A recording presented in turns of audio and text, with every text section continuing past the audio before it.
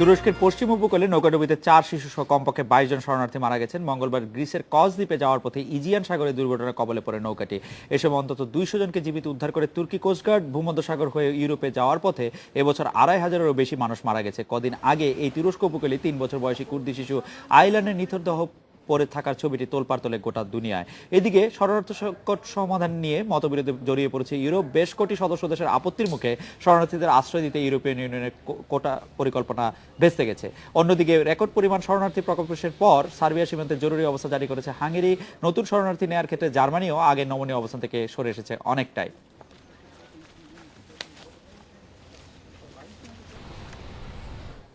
এ বিষয়ে কথা বলতে আমাদের সাথে আছেন আমাদের অ্যাসাইনমেন্ট এডিটর সুলতানা রহমান। সুলতানা, শরণার্থী বিষয়ে জার্মানি তার নমনীয় অবস্থান থেকে কিছুটা সরে এসছে এরকম মনে হচ্ছে। কেউ কেউ বলছেন যে হঠাৎই কঠোর হয়ে গেল জার্মানি, এর কারণ কি?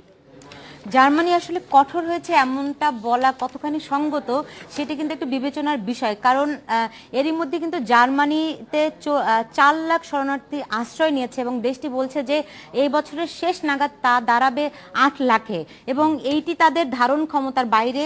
এবং শরণার্থীদের নিয়ে সবচেয়ে বেশি নমনীয় কিন্তু জার্মানি। এবং আপনি জানেন যে তাদেরকে কতভাবে শরণার্থীদের আশ্রয় দেওয়া যায় সেই চেষ্টা জার্মানি করছে। এবং তাদের দেশে সাধারণ মানুষের পক্ষ থেকে কিন্তু দুই ধরনের মতামত রয়েছে। তারা একদল বলছে যে আসলে এতে দেশের জার্মানির সামগ্রিক যে অর্থনৈতিক কাঠামো, সামাজিক কাঠামো, এগুলিতে এক ধরনের নেতিবাচক প্রভাব পড়তে পারে।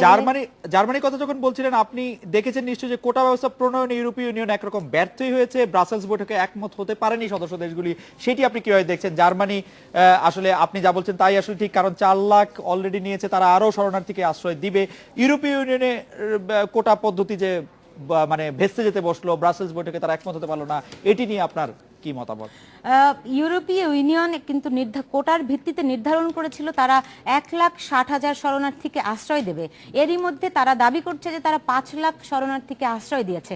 ফলে তারা তাদের কোটা কিন্তু অনেকদিন আগেই, মানে আপনি বলতে পারেন অতিরিক্ত হয়ে গেছে। ফলে বাকি এখনো হাজার হাজার যে শরণার্থী এই পূর্ব ইউরোপীয় দেশগুলোতে আছে তাদেরকে কিভাবে আসলে অ্যাকোমোডেট করা যায় সে নিয়ে কিন্তু প্রত্যেকটা দেশেই এক ধরনের পক্ষে বিপক্ষে অবস্থান চলছে। হাঙ্গেরি এরই মধ্যে জরুরি অবস্থা ঘোষণা করেছে। আপনি জানেন যে আমি যদি আপনাকে জাস্ট ম্যাপটা দেখাই, এই যে তুরস্ক থেকে প্রথমেই মানুষ যাচ্ছে গ্রিসে, সেখান থেকে মেসিডোনিয়া হয়ে অন্যান্য দেশগুলোতে কিন্তু পাড়ি জমাচ্ছে।